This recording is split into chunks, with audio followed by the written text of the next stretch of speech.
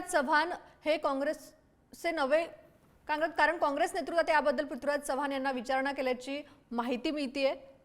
पृथ्वीराज चव्हाण हे काँग्रेसचे नवे प्रदेशाध्यक्ष असतील का असा सवाल आता उपस्थित होतोय। काँग्रेस नेतृत्वाने विचारणा केल्याची माहिती आता समोर येतेय। प्रदेशाध्यक्ष पदासंदर्भातील काँग्रेसच्या प्रदेशाध्यक्ष पदासंदर्भातील ही महत्त्वाची बातमी आहे।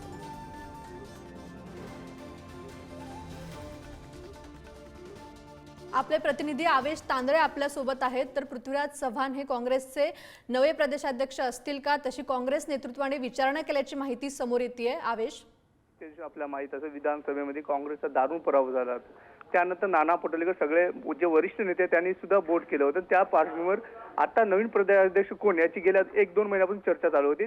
त्यात पृथ्वीराज चव्हाण यांचं नाव आघाडीवर आहे। या पृथ्वीराज चव्हाणचे आणखी 5 जणांचे नाव आघाडीवर होते।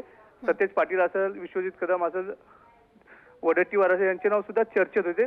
पण पृथ्वीराज चव्हाण हे काँग्रेस गांधी घराण्याची एकनिष्ठ आहे, तर ठाकरे घराण्याशी त्यांचं चांगलं जमते। त्या पार्श्वभूमीवर पृथ्वीराज चव्हाण यांचं नाव सध्या तरी आघाडीवर आहे। सध्याची मिळालेल्या माहितीनुसार दिल्लीत त्यांची बैठक चालू आहे तेजस्वीनी।